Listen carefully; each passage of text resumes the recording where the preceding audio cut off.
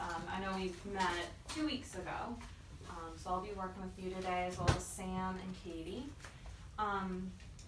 So you just had PT, correct? How did that go? Are you in any pain right now? Not the heat kind of relaxed me. The heat relaxed you? Good. Is that something you do at home, heat or ice packs, or which one do you use the most? Heat? Heat. Okay, and that helps out the best. Okay. So I know we got to watch the videos of your session last week, and we saw that you talked about kind of energy conservation and adaptive techniques in the kitchen. You kind of did like a fake little cooking session in the exam room. So we were planning on doing a cooking activity today with you in the kitchen. We were going to make baked ziti with you, but unfortunately timing kind of got a little confused, and we can't be in the kitchen here after 11, so fortunately we can't do it today, but if we see you again, that's something that we do want to do since we know cooking is important to you. So how has everything else been going with what we've been talking about in our sessions? Everything else been going pretty well for me. It's just over the past probably 4 days now, I've been dealing with this wisdom tooth. Oh, okay. My gum is swollen. Okay, yeah. It hurts so bad. Okay, have you been doing anything for that? Ice or? Wisdom tooth? Yeah. Just rinse, I've been keeping my mouth rinsed with peroxide, and I've been using oil gel, and just taking good powders. Okay. I was going to speak with the receptionist today to see can I set up a dentist appointment. Okay, yeah, I think they can help you with that. Are you able to brush your teeth and everything okay right now, or is the pain hurt with that? I mean, when I brush back there, yeah. Okay. But you're still able to? Yeah, okay. Brush and then do an antiseptic rinse. Okay. Try to keep germs out of it. And I ain't really been eating like that because I don't want no food caught up back there, set up infection or whatever. Then it don't help because I sleep with the CPAP machine and the air constantly blowing on me. Oh, yeah. So it makes it worse. So is your pain worse at night? Do you wake up at all? Yeah. Okay. I ain't really sleep. Okay. Well, hopefully they can help you with that soon. But you're brushing your teeth, you are trying to sleep, and you can eat despite the pain. I ain't really been eating. Just, you haven't been eating? Okay. It's like a little salad or either I drank fruit juice or something like that, but I ain't really been eating. Okay. Yeah, when you're not eating because it hurts, you're also not getting the nutrients you need to keep your body feeling good. Have you tried like soft food like yogurt or applesauce, or you can make smoothies? Might be too cold, it might be too sensitive. Eat jarred peaches, soft peaches. Okay, that's good. Eating that and banana. Okay. And then some mashed potatoes. Okay. That's it. I ain't eating nothing else. Okay. Yeah, maybe if you like yogurt, because that has a lot of protein in it, and that's just really soft, so that might be a good option, because we want to make sure you're just getting your protein to eating the fruits and veggies, and eating the fruits is very good, but just, try and maybe find a couple other foods, because if you don't know when you might be able to see a dentist, we don't want you not eating in the meantime. Okay, so I'll try not to have you talk too much, because I know you're in a lot of pain. So since we're not doing the cooking activity, we have a couple other things we want to talk to you about today. And I think we've mentioned it before, but it was kind of about pacing your activity so that your pain doesn't flare up. So do you feel like that, say, when you're going shopping, for grocery shopping, do you feel like you push yourself to the point where you're experiencing bad pain, or do you kind of notice your pain and decide, I'm going to sit or take a little break? How do you approach dealing, with your pain when you're in the middle of an activity? I usually notice it immediately. Okay. So when you notice your pain, on a scale of 1 to 10, with 10 being the worst pain, when you notice that pain, what level is it at, do you think? Like a 7. At a 7. And you said most days are kind of at a 9 or a 10 with your pain. Yeah. Do you ever feel like you notice your pain when, say, it's maybe a 3 or 4, or is it just always in constant pain? I mean, when it's at a 3 or 4, I'll continue on what I'm doing. Wow. Yeah, I've been dealing with it so long, so Yeah. I know how far to go. Okay. I know, you know, when it gets close to that point, I'll be like, babe, I need to sit down for a minute. Okay. So what you just mentioned is kind of a common problem with someone who experiences chronic lower back pain like yourself, is that you maybe do feel like you don't get a lot done with an activity once you start to notice the pain, so you kind of keep working until you know it's bad pain. That's what it sounds like to me that you do. Yeah. So you notice it, but you say, it's okay, I can keep going because I can get up to 7 with my pain and then I'll break. Yeah. So that's good that you recognize your pain and that you recognize that you need to take a break. But a lot of the research about pacing your activities, Excuse me. it's okay, a lot of the research about pacing yourself when you have pain is to say to stop before that pain is any bad, gets any worse. So if you notice your pain start to set in at a 3 or 4, that might actually be the best time to take a break. Now that might only mean you were doing the activity for say 5 minutes, but all the research I've done on this really shows that the sooner that you take a break from an activity when the pain is minimal, the shorter the rest break you need, and so then the worse, the less your pain actually starts to kick in. Because if you're working, say, up to a 7, it's going to take your body a lot longer to recover from that pain, whereas if you kind of take a break at a 3 or 4 level. So what I'm kind of talking about here, just show this to you. So this is kind of like, this is your safe area. So say you're doing your activity here, and this is your pain, and then this is the time you're doing it. Well, most people, they're in a safe range for a certain amount of time while they're doing the activity. So this is maybe when you're, 1, a 2, a 3.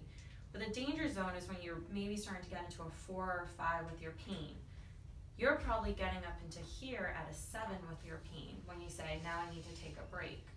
So even though that's what you're used to doing, it might be good to try and to work a little less in your activity and take a break about the same amount of time. So say if you were shopping for 15 minutes, you know that pain's gonna start kicking in pretty soon, take a break for 10 to 15 minutes. Now it sounds like a lot, but doing this equal balance of activity, rest,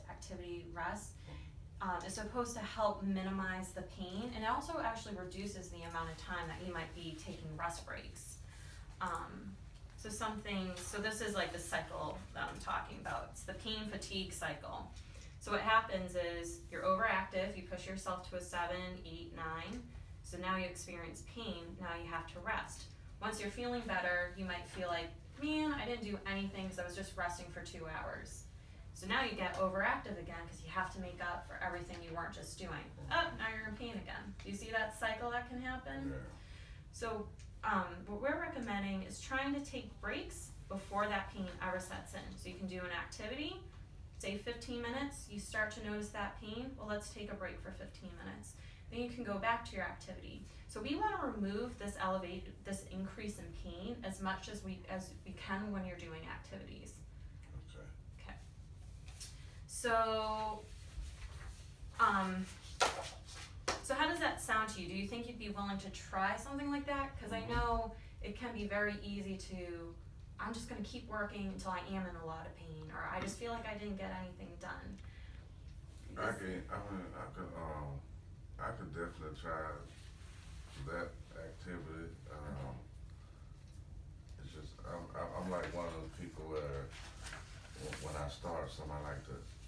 If I can't get it finished, I want to get at least most of as much of it done as I can, and that my body allow me to do. Mm-hmm. And then, but I get what you're saying. You're saying instead of getting to that point, pushing myself to that limit, just take a break and then go back. Exactly, because just the more you push yourself and the more pain you get in, you do have to rest a little bit longer.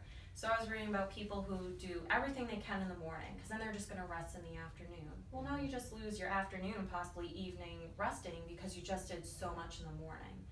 And I recognize that some days that might be the case. You might have errands and doctor's appointments, and that might be the situation.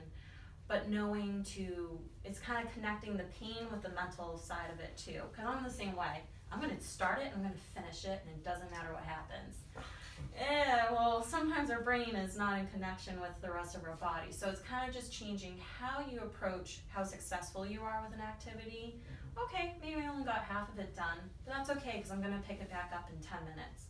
There's nothing wrong with that type of thinking. So it might be a little difficult for you just because you are the go-getter, you're going to get it done type of personality.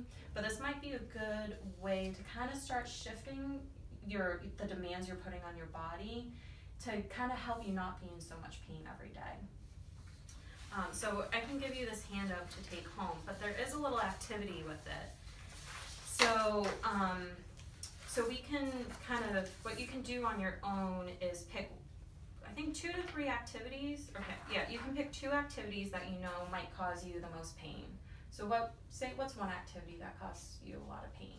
And it's something that you just want to get it done, you're not going to take a break. It's usually cooking. Cooking, okay. So what you can do with this on this sheet is you can say, okay, so starting today or tomorrow, activity 1 is cooking. So you can write how long were you active. So you were washing and cutting vegetables for 10 minutes. You start to notice that pain around 3, 4. So now you're going to take a break. And you want to usually rest your rest time. You want the rest time to match the active time, usually. Okay. So you can say you cooked for 10 and then you rested for 10. And you can kind of do that and kind of see how that goes. And then you can trot it each day. So if you start to notice that after 10 minutes, maybe you feel like you can work a little bit longer the next day, it's okay to increase that amount, but it's based off of what you feel comfortable with. So this is just to kind of help you see, well, how long can I be active and how long can I rest in between? So that's something that you can do. Does that make sense to you? Mm-hmm. Okay. Yeah, this has just all the information we just kind of talked about. Yeah, and they kind of call it, you want to just always be in the safe zone, and you want to get out of the activity once you start to get into the danger zone. Yeah, and so definitely with cooking, and if there's one other activity you can think of, I know you run errands, or I know you're not getting to your son's basketball games, and football's not until the fall again, so you might not have too many sporting events to go to coming up. Okay. Yeah, so think about another activity that you know does cause you a lot of pain, and you can kind of chart yourself through that as well. So I will give this to you. So I know last week you mentioned you were gonna go get an MRI done soon. Is that still the I have talk? to,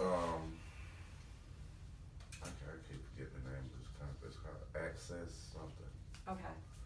I have to meet with them March 2nd, and Okay. to see if they're gonna help finance the MRI. Okay. Is it Carolina Access? Yes. Okay. So once I meet with them and they give me the okay that they're gonna help finance it, then they'll schedule it, Okay. the MRI. And Okay. I will take it in. So we still might be a couple of weeks out from that, depending on how that first meeting goes. Yeah. Okay. You know, just because we wanted to know, the results of the MRI to see, that maybe there is surgery or something. But we're going to keep kind of approaching this as we don't know what's going on with your lower back. So Now the doctor that disability, they sent me to one of their doctors for Westgate, and when he examined me and looked at me, he told me I was in bad shape. And he said, well, it seems to him, it seems like when I sit down straight up, that I'm smashing, the nerve is smashing against that disc. So he says he thinks I have a bad disc or either a bad nerve, a pinched nerve or something like Okay. that.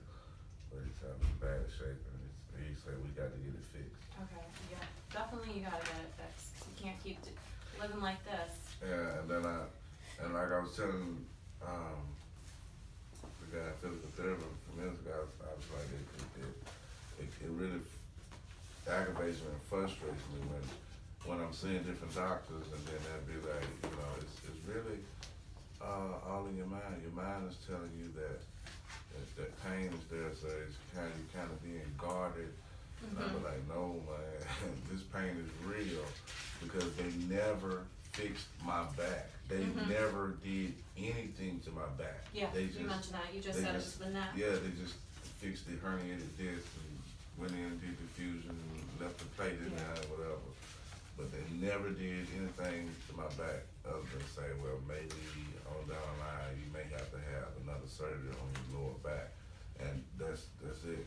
They never did anything to fix it. And I think I kind of heard it even more when I was in my recovering stage from the surgery going through physical therapy, because they had these little rubber things and they had me lifting weights, bending over lifting weights, and I think that kind of just made it worse. Yeah. And they wasn't even paying it attention. And Okay. then when I went to back to my lawyer, I told him like, man, like every time I leave physical therapy, it's even worse. And then I had my regular physical therapist that I was dealing with. He wasn't there for a day, so he had this other lady to work for me, and I told him I don't never want her to touch me again because the way she was just mashing, and I was like, wait, you can't, like, no, you can't do that. Like, I understand you, but you can't be mashing. And then I had my leg, and she pushed my leg back, not gradually, you know, and to let me know when you feel pain. She just pushed it back. I know it's gonna hurt, and I'm like, no, get away from me. Like, you doing too much, too fast. Okay. I was like, they don't handle me like that. They handle me carefully. Yeah. But other than that, they never did anything to fix my lower back. And that's initially when I got hurt on the job, is what I went to the doctor and told them, my back down here. But when they did the MRI and sent me to the 2 different neurologists, they said, okay, you got a herniated disc, and we highly suggest that you have surgery or it's gonna get worse. I lost all my motor skills in both hands. Like, I can't, right now I still can't open a soda, a 2-liter soda. You can't? Have you talked to, I can't open it. so you feel like you don't have hand strength? Like Nah, grip not strength? a whole lot. Can you squeeze? Yeah, okay. Not a whole lot. So on this side, more so. Is that as much as you're trying to squeeze like that? Yeah. Okay, yeah. I Okay. can't open. I have to. You're using your teeth, you're already in pain with your mouth. So how are you opening bottles right now? I give it to one of the kids to open it. Okay. Okay.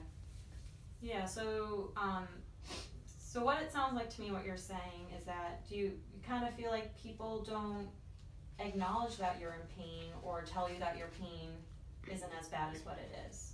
I mean, it sounds more to me like, I mean, the only people that have been really considered understanding is you guys.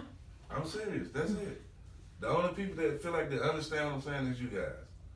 But when I talk to the doctor, be like, I mean, yeah, like the doctor I seen here, he's like, well, what do you want me to do? I'm like, you the doctor, what you mean, what I want you to do? Fix it. Yeah. Well, I mean, we're going to do so much here, and so you say it's your lower back, man. I've been saying that for almost a year now. Yeah. Yes, it's my lower back. Yeah. Like, and I mean, I don't know.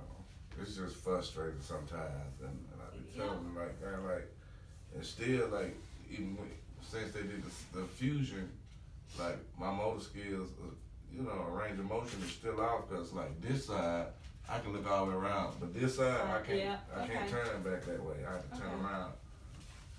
So I mean, it's just little things which they told me, you know, before the surgery, you know, you still may have problems with range of motion here and there.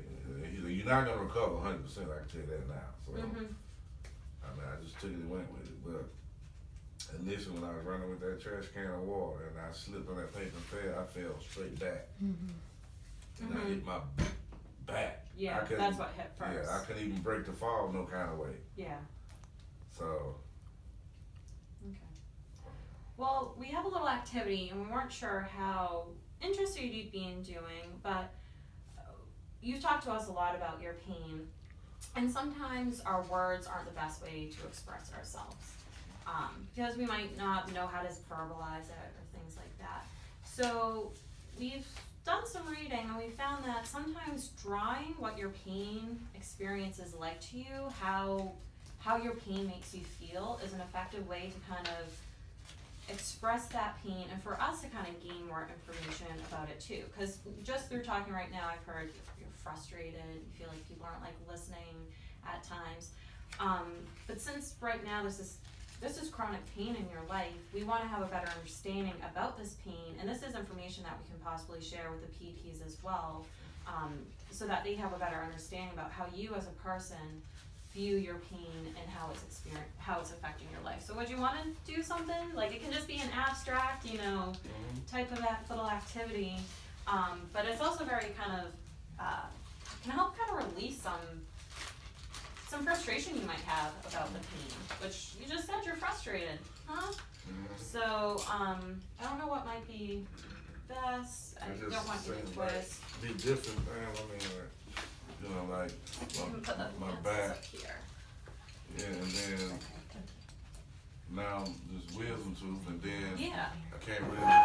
It's not helping that I sleep with the CPAP machine that's constantly blowing that air on it, so it just makes it worse. Yeah.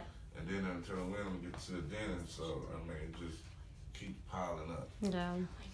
So draw that. If you want to draw that for me, what would be helpful if I kind of hold them out here so you're not twisting. You say I'm drawing. Draw what your pain is like to you. How does your pain make you feel every day? What's your pain experience? So also, you're probably not going to be drawing sunshines and rainbows, because I don't think your pain makes you feel like that. So it can just be colors or lines or an image. We're not grading you on your artistic ability. It's just a way to express that frustration with your pain, and for a way to us to kind of get a better idea about it too.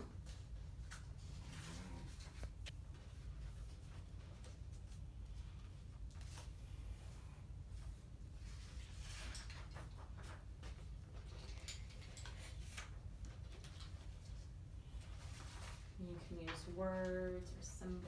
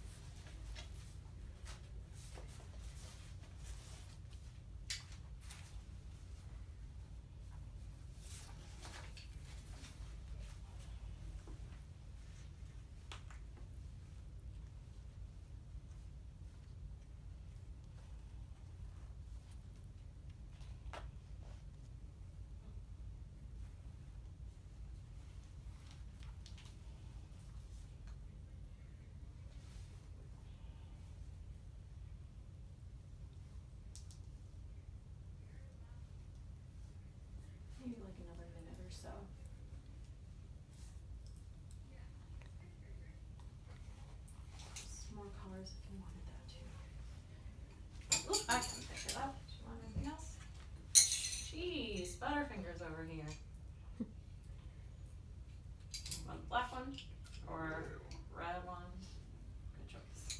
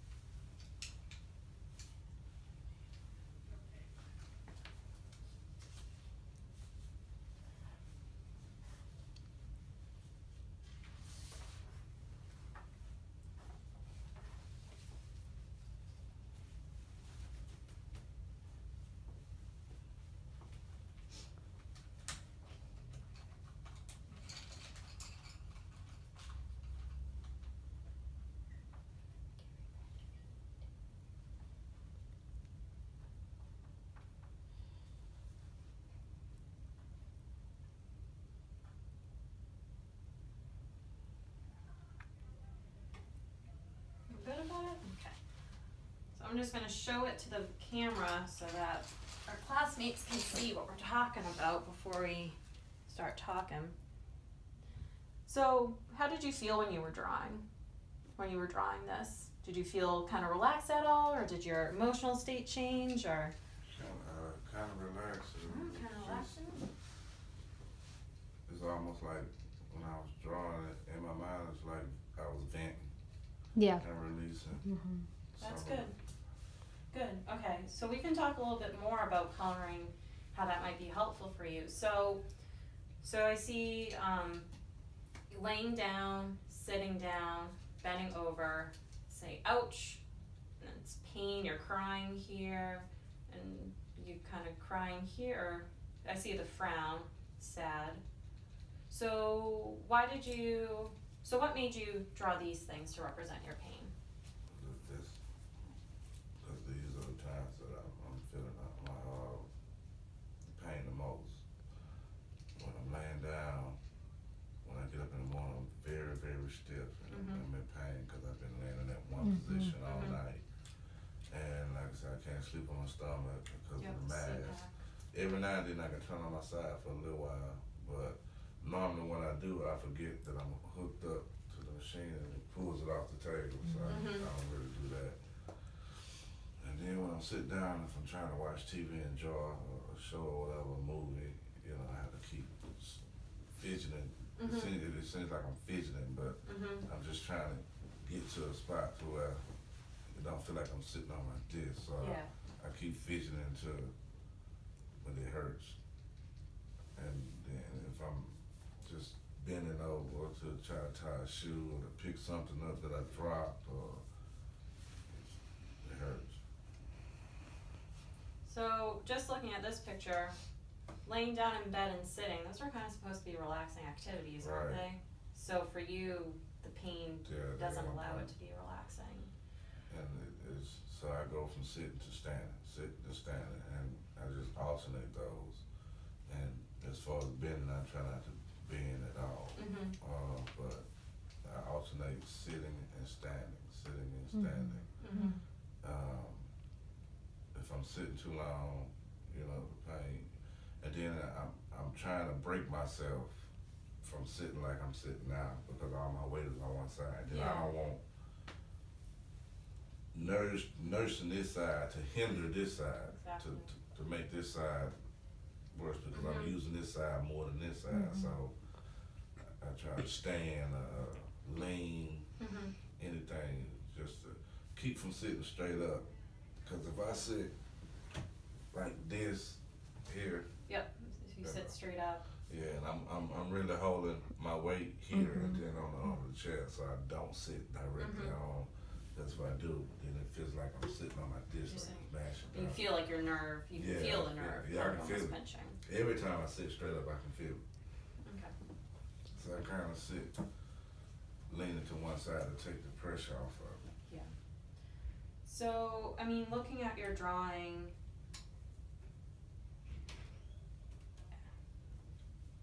so you can't really relax, it sounds like, based off this drawing. It's hard to relax.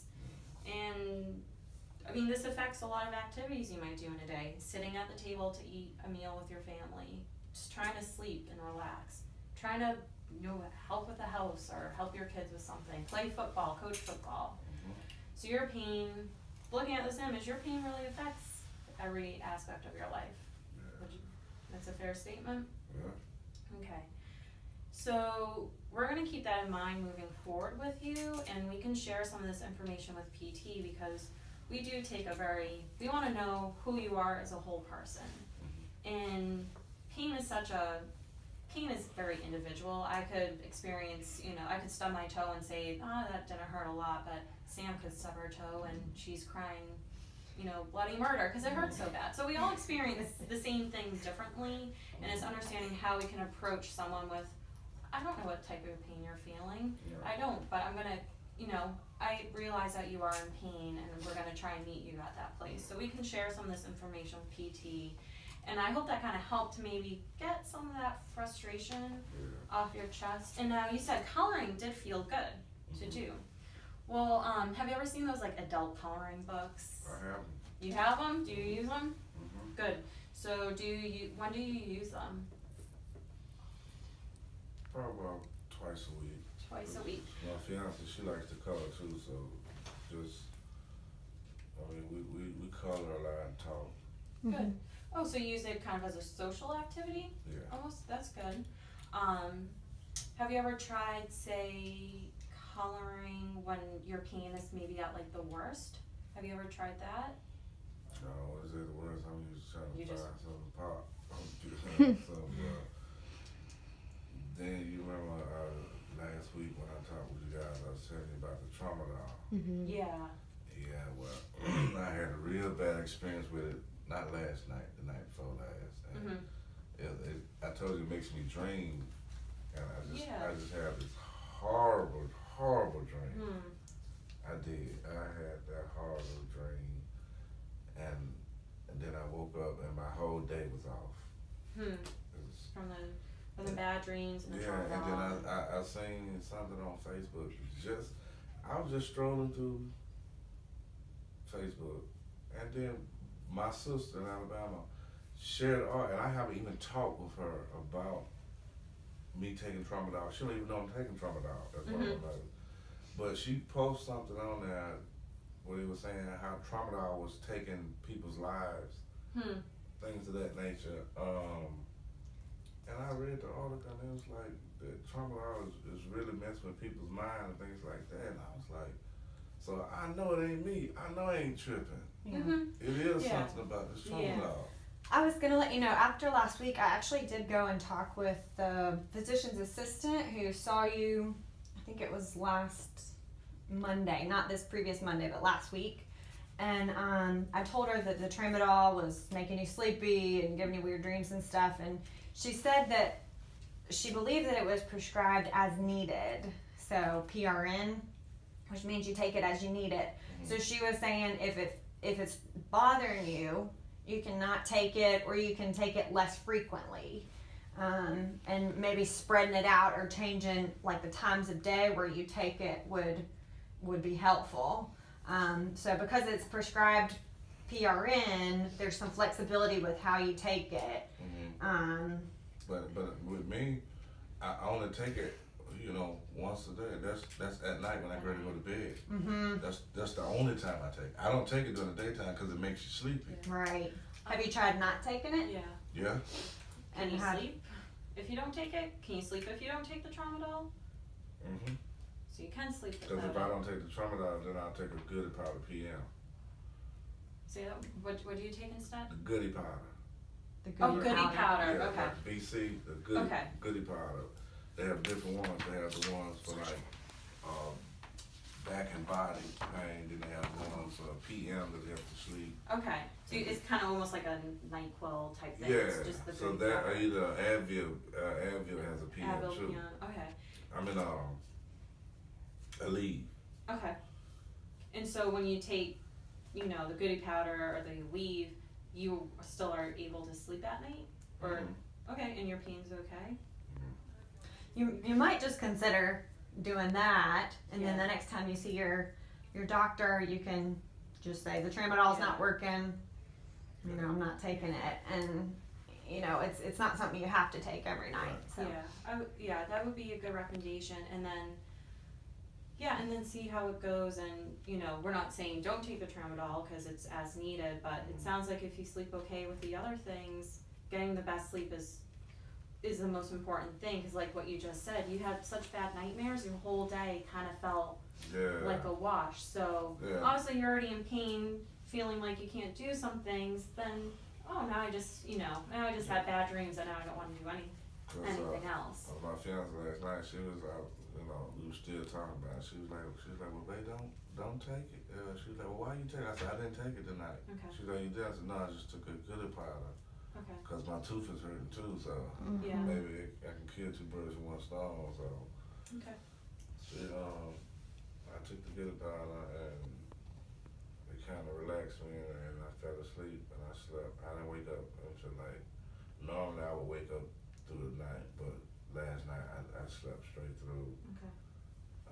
Good. But when I woke up this morning, my tooth was hurting. So it didn't calm down now. It was hurting so bad because once I took the mask off, the inside of my mouth is just so dry from just that air blowing all night. Then it's blowing the tooth, so that's what made it really, really hurting this morning. So I took another goody powder before I came here to try to calm that down.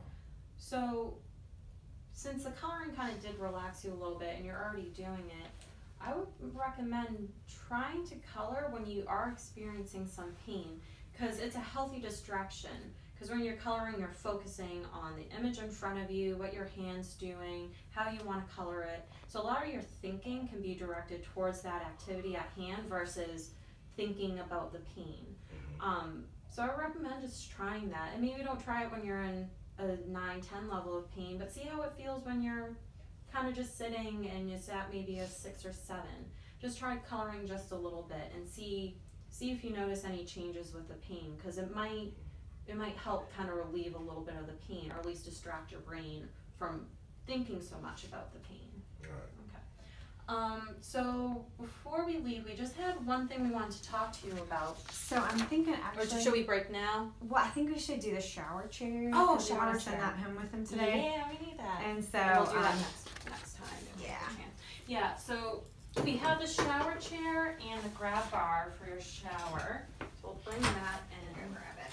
Can you grab both of them? Or? Yeah, I think so. We did want to talk to you about, you had mentioned before how you miss coaching football. We were going to try and brainstorm with you different ways that you can maybe participate with helping out with coaching, but maybe not doing full-on coaching. So if we see you again, we can maybe pick up that conversation, but we just wanted to kind of start brainstorming. Are there alternatives to being a full-on coach? Could you give speeches to teams, come in to give like pep talks, things like that? So kind of, what might there be alternatives to your interests so that you can do what you want to do? So food for thought. Yeah, I kind of like spoke with the president over the league, and he was asking me would I be interested in joining the board since I can't coach right now. So I told him that Good. that would be. That's a good alternative, I think, and it keeps you involved. Yeah. Good. I'm glad they approached you about that. Yeah. Are you excited? Yeah. Good. Awesome. Okay, so this is the shower chair we ordered. It's the one we showed you before, just brand spanking new. So we can adjust this in here for you, but we kind of wanted to understand your bathroom layout a bit more. So we also have this handy bar, so how it kind of goes right on top of the tub. So how is your bathroom kind of set up? Like with the bathtub, how would you normally enter the shower? Say if let's pretend that this is like where the bathtub would be. So how would you normally get in? And is your toilet or a sink anywhere around it? Correct. This is the tub. Mm-hmm. The shower's up here on the wall. Okay. Toilet's right here. Okay, so toilet's behind you, shower head's up here. Is there anything right over in I here? come in the door, toilet's right here. Okay. The vanity set is here. Vanity. Okay. And the tub is there with the shower. Okay. Which leg do you usually use first to get into the tub? This one. Okay, so you said you usually held on to the shower. Yeah, but I try not to. Yeah, since we told you. So then you would step with your left in and then your right. Okay. Is that your preferred way? Because we can set up the chair so that the grab bar is next to, we say his left leg? We could do either way. Yeah. So we can set it up so that you can grab it with your right hand, so you can step in with your left, or we can put it on your left hand. I would probably. Want it on your I would probably put it right. like closer up to the towards the shower. Where Okay. you kind of want on that. I would put it there and then. And grab it with your right Yeah. hand. Step in and then sit in the chair. Okay. Okay. So then, what we're thinking of, if the tub was just further out, so it would be, the chair would be here, and we would have, say, maybe if the tub was up, have that right here. Would that make sense to you? This is how it goes. Yeah, it would be like up this. on the toilet. Yeah, so it would be stationed like that. So you want to make sure there's enough space here so you can get in. to step in. Right. So I grab here. And then you would step with your step left. in, Yeah. Okay. and sit And then in you the could chair. sit. Okay. So it's looking like you probably would want it set up like this distance. Yeah. So there's enough space. Okay. Yeah. Okay. Because we can also set it up, because these legs are adjustable, and we can probably adjust it right now for you, because it looks like you might need it up a bit higher. You can also adjust it so that if you think it's possible for you to, if we have it up high enough, you might be able to sit right down, and then you can pivot your legs into the tub. You can kind of swing your legs in. So would you keep liking to do it where you step into the tub, or kind of? Well, I can sit and turn. Yeah, we can possibly adjust the leg so it's high enough so that you can clear the tub wall, and so you can sit right away. And then, yeah, so what you would kind of look like is if you sat down, you would have to just bring up your legs up and over. So one or two ways. So the legs raise. I mean, the chair actually raises up. It does. Yes. Mhm. Yep. So the only thing you have to be careful about Is with that, yeah. well, with this technique, if you sit and pivot, is that so you've got your edge of the tub here. So you kind of have to sit back a little bit, Yeah. and you have to make sure if you sit on the edge here, like it can tip, and so you have to make sure you sit back far enough so your weight's kind of in the middle before you swing your legs around. But I think you could probably do it with some practice. And in that case, sometimes this is helpful, like about right here, because then you can reach back and grab it There, yeah. Okay. and then So, twist. I mean, all this is adjustable, so perhaps, what would you feel most comfortable with? Doing what you have been doing, kind of just stepping in with your left foot? Would you feel comfortable with doing that, or we can adjust it so you can kind of sit back, sit down, and swing your legs in? I can like it just to. I can just sit back. I can just sit down. And Okay, sit back and sit down, okay. So in that case, the grab bar will just have to be put like right here, next to the tub. So, raise these up. You just twist them. Yeah. One of them's real tough. And these can be adjusted at any point. So Yeah. basically just screw Yep, it out, just raise twist. it up. Mhm. And there's little instructions too you can take home, Oh, but okay. it's already assembled. But just in case. Which one's the tough one?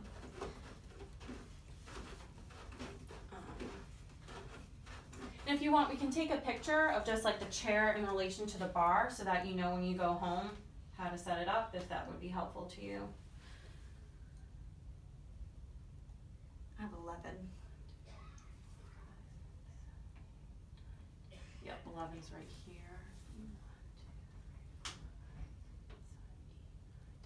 10, that should do it. I'm gonna try it. I always, make sure it feels stable.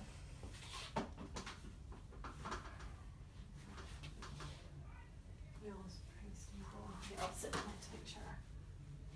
Yep, feels pretty good. How tall is this, do you think is your tub?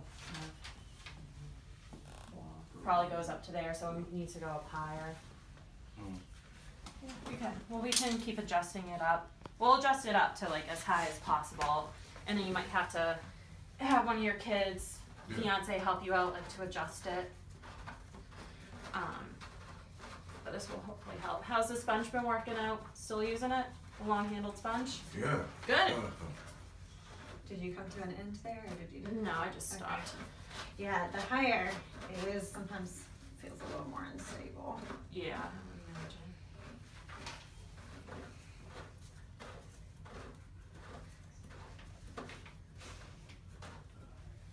And so with this too, it just sits right down on either side of the tub, and then you tighten this to just make sure it's real tight. You probably want to check it and just make sure it doesn't, Yeah. if you put some force on it, it doesn't go back and forth. And you also want to make sure not to pull up on it, just use it like putting your weight down through the top. So that should do it. Do you have any questions for us? Did you want a picture, or do you think you remember the layout? You'll remember it? Okay. Do you have any questions for us, or anything that you wanted to bring up that you just didn't have a chance to say? I think we covered everything. Okay. Yeah, so set this up, and hopefully this makes it a little bit easier and safer. With the pacing, try that approach. I know it's a kind of a change for you, but keep trying it. Don't just stop once because it didn't really work. Try it for a week, just with one activity and cooking, and see how it changes your pain Okay. level. And yeah, and so do we want to see him next week, or? I think so, just Yeah. so we can follow up See on how- some of the yep. things we did today. Does that sound okay to you? Yeah, and hopefully we can get you in the kitchen next week to cooking. Yeah. Yeah, and I think 10 will work Okay. next week. Okay. Because, 10 should work next week. Great. Does 10 work for you next week for coming in for OT? Or do you have PT next week at all? I know I got an appointment somewhere. Okay, I got everything on my calendar. Okay. I was okay. Well, we'll give you the form Yeah. to